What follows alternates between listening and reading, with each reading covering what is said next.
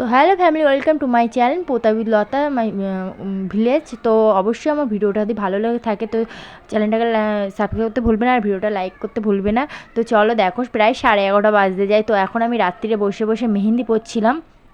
তো দেখো আমি পায়েও পড়েছি, কারণ আমাদের ছিল পরের দিনকে বিয়ে। তো এটা ছিল পরের দিনের ভিডিও। তো দেখো পরের দিন আমার একটা পার্সেল ছিল, পার্সেলটাই ছিল লেন্স। তো ওটা আমি ভেবেছিলাম বউ ভাতে পরবো, তো এটা পরা হয়নি, কারণ ওটার কালারটা আমার খুবই ভালো একটা লাগলো না বলে আমি পরিনি।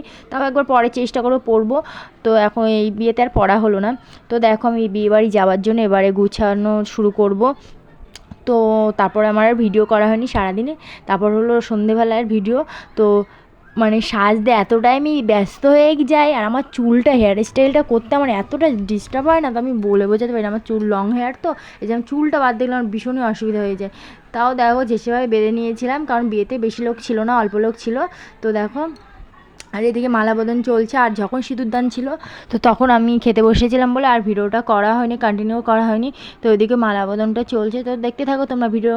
তো চলো।